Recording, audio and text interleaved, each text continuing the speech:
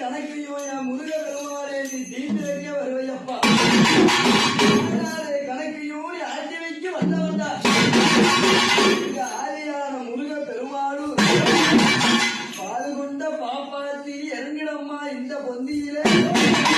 அம்மா இது கொஞ்சம் சிறுவைதான் உனக்கு குழந்தை பருவம் அப்பா. அத்தி சிறுவயது உனக்கு அறியாத பருவமும்.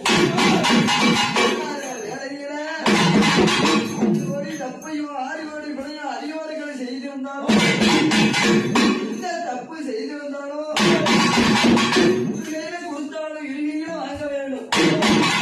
என்ன வேலையில நினைச்சே குறிப்பெடுக்க